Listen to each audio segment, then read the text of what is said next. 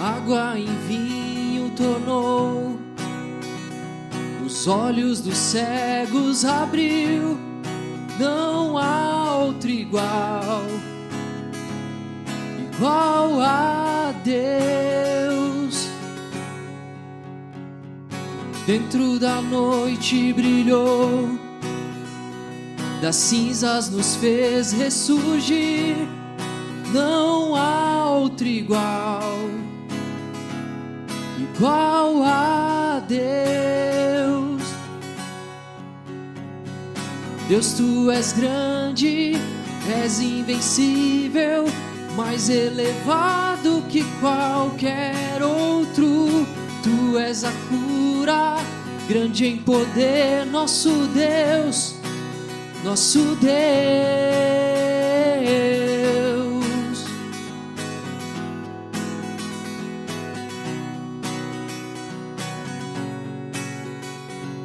Água em vinho tornou, os olhos dos cegos abriu. Não há outro igual a Deus. Dentro da noite brilhou, das cinzas nos fez ressurgir. Não há outro igual a Deus.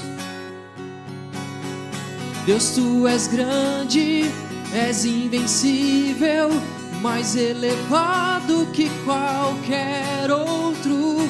Tu és a cura, grande em poder, nosso Deus, nosso Deus. Deus, tu és grande, és invencível, mais elevado que qualquer outro. Tu és a cura, grande em poder, nosso Deus, nosso Deus.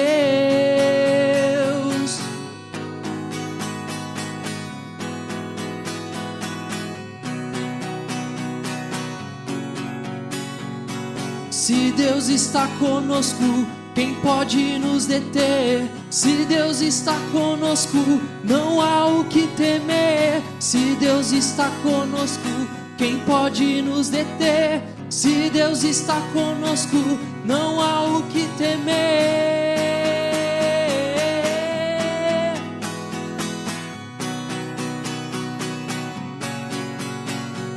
Deus, tu és grande, és invencível, mais elevado que qualquer outro.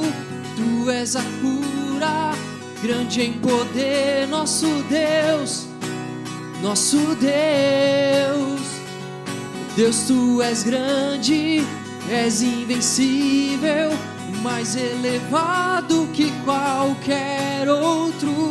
Tu és a cura, grande em poder, nosso Deus, nosso Deus.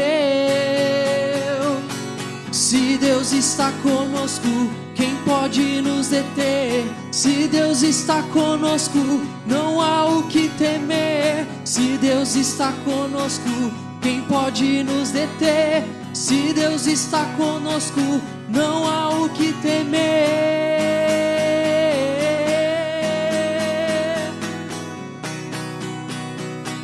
Não há o que temer.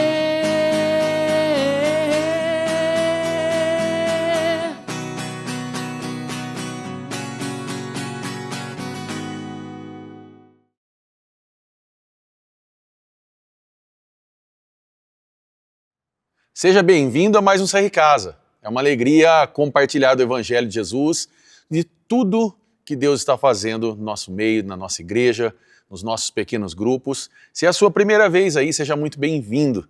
Que Deus abençoe você. Meu nome é Mateus e eu estou aqui para servir você hoje nesse CR Casa. E nós estamos numa série muito interessante chamada Que Bagunça é Essa? Na primeira semana, nós entendemos a bagunça que é gerada dentro do nosso coração.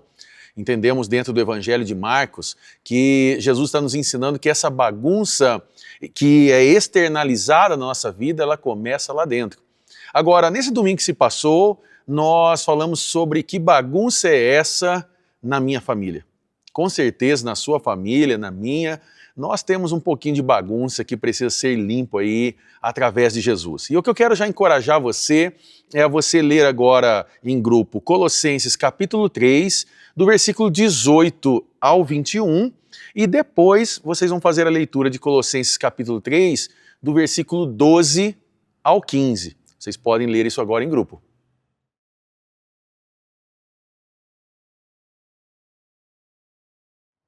Bom, a pergunta que ficou para nós respondermos essa semana, entendendo essa bagunça que também é gerada na nossa família, é: se a minha casa está bagunçada, por onde Jesus começa? Agora, para a gente entender um pouquinho desse texto que nós acabamos de ler, nós temos que entender que o apóstolo Paulo ele está escrevendo esse texto, essa carta, né, à igreja de Colossos, e nesse contexto Paulo está preso. Dos seus momentos na prisão, Paulo está numa prisão domiciliar em Roma.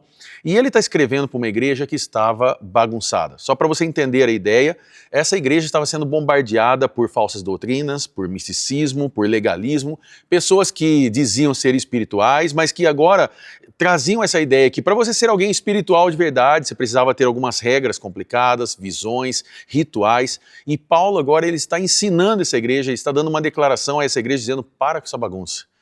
Para com isso aí. E então no capítulo 3, já no versículo 1, se você acompanhar aí na sua Bíblia ou no seu smartphone, você vai ver que o versículo 1 diz: vocês já morreram com Cristo, vocês ressuscitaram com Ele, busquem as coisas do alto. Paulo está agora dando ensinamento a essa igreja, e no decorrer desse capítulo é interessante porque ele está trazendo uma lição mais ou menos o seguinte: vocês querem provar que são espirituais?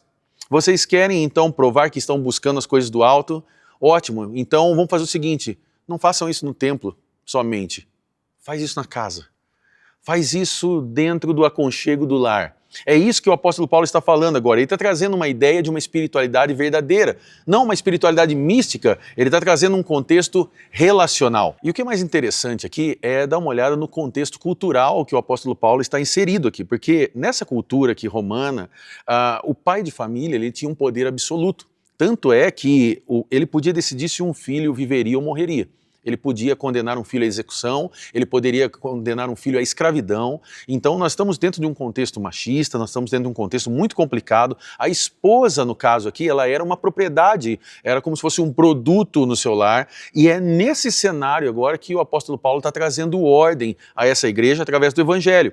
E ele dá 3 diagnósticos interessantes e que nós aprendemos esse domingo para arrumar a bagunça na nossa família. O primeiro deles é que quando a fundação se desorganiza, a família desaba. Nós lemos aí o versículo 18 e 19, e aqui nós temos ensinamentos. Mulheres, sujeitem-se aos seus maridos como convém a quem está no Senhor. Maridos, amem suas mulheres e não as tratem com amargura. Percebe que antes de Paulo falar com os filhos, ele está trazendo agora um ensinamento ao casal, porque toda casa tem um ponto de sustentação.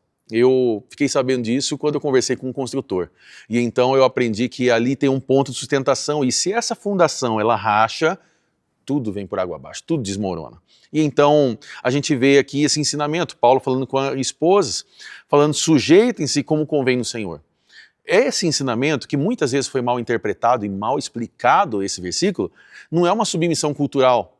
Dentro dessa cultura, uma cultura machista, eles se apropriavam das mulheres, e então esse contexto de sujeitar não é uma submissão cultural, não é uma submissão forçada, não é uma submissão de inferioridade, é aqui uma postura espiritual, tanto que o versículo ele continua dizendo: como convém a quem está no Senhor.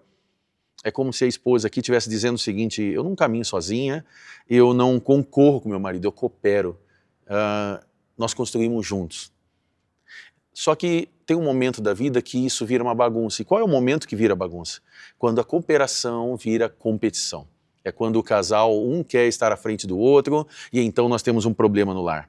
Tanto que uma coisa que nós falamos é que a casa fica pesada quando a cooperação vira competição. Só que aí então nós chegamos no versículo 19 para os maridos. Maridos, amem suas mulheres e não as tratem com amargura. Uma outra versão, a versão Ara, diz com aspereza. E perceba que o apóstolo Paulo está escrevendo isso num contexto onde não se ensinava homens a amar. Tanto é que os homens podiam ter relacionamentos extraconjugais, podiam ter a sua vida livre, e as mulheres, até mesmo os lugares ao qual frequentariam, tinha que ser tomado um devido cuidado. Só que o Evangelho, ele transforma. Então, a gente vê que essa aspereza, ao qual o versículo fala, não é só agressão, mas é também ausência emocional. Percebe que tem muitos maridos que eles conseguem lidar com tudo. Eles são bons no trabalho, eles são bons no futebol dos amigos, eles conseguem liderar tudo, mas não conseguem liderar a casa. A gente percebe aqui que essa liderança sem amor vira opressão, mas um amor sem liderança vira abandono. A gente chega no segundo ponto. Quando a fundação trinca, o impacto chega nos filhos. Então esse problema de casal não fica só no casal, ele acaba vazando, ele escorre sobre os filhos. Versículo 20 diz: filhos, obedeçam aos seus pais em tudo, pois isso agrada ao Senhor. Percebe que essa obediência aqui, ela não é só sobre controle, não é sobre controle, mas na verdade é sobre uma formação espiritual. Essa obediência dos filhos aos pais é um treino para a vida adulta. E nós, agora que crescemos, percebemos isso na vida dos nossos filhos. O quanto nós falhamos no passado como filhos e agora nós vemos problemas acontecendo dentro da nossa casa. Nós vemos também o versículo 21 falando sobre os pais. Pais, não irritem seus filhos, para que eles não se desanimem. E como que um pai irrita um filho? A gente acha que é muitas vezes numa brincadeira, em algo. Não, na incoerência. Quando nós falamos uma coisa e vivemos outra. Quando nós temos um excesso de crítica, falas que amedrontam os filhos, falas que ofendem os filhos. Quando nós temos a grosseria, quando nós temos a ausência, filhos que sentem falta dos pais, filhos que sentem falta das mães. Então, nós temos aqui um problema grande, uma bagunça gerada nos lares. Agora, eu queria propor uma primeira pergunta. Quando você pensa na sua família hoje, qual é a bagunça que mais aparece no seu coração? Eu convido você a responder isso agora em grupo.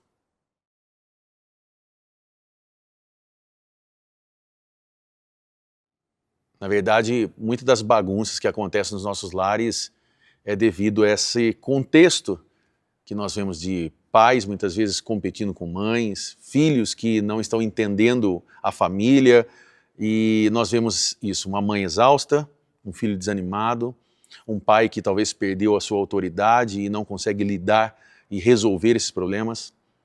Jesus é a resposta para o seu lar. Jesus é a resposta para transformar, para limpar essa bagunça, trazer cura sobre a sua casa. Mas a gente chega no último ponto aqui, e aqui eu quero trazer um pouco de esperança a você. O último ponto que nós falamos esse domingo é que somente Cristo consegue colocar cada coisa no seu lugar.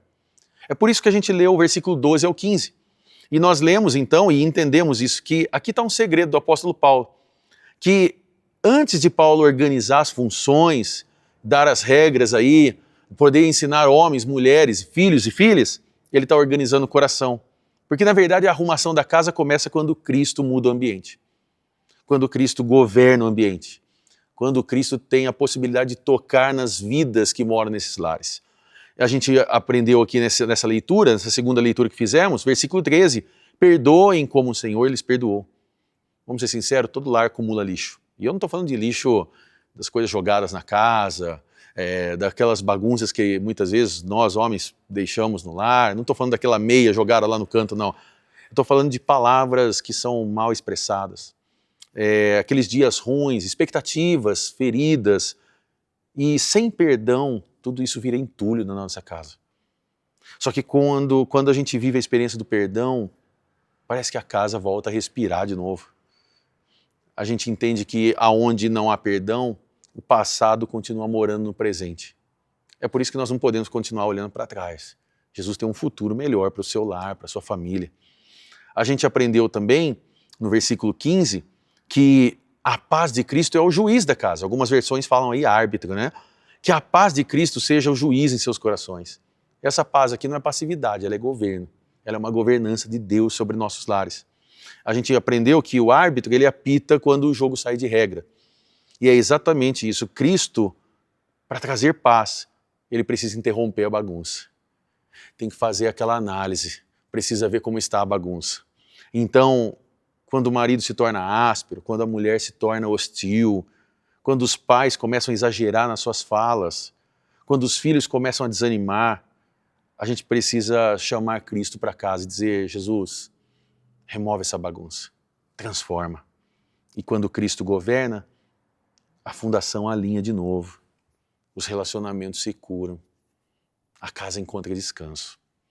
Por isso, para a gente finalizar, eu queria propor uma última pergunta e passar a palavra aos nossos líderes. Se você pudesse melhorar uma rotina só da sua casa, o que seria? Eu convido você a responder isso agora em grupo, passo a palavra aos nossos líderes para vocês poderem orar. Vivam esse momento de sinceridade. Eu sei que nessas semanas Deus tem permitido você abrir o coração, compartilhar experiências. Não tenha vergonha de falar, de chorar, de pedir oração, de compartilhar experiências boas também, testemunhos, ou talvez um momento difícil. O CR Casa é esse lugar sigiloso, de cura, de amizades, de troca de experiências.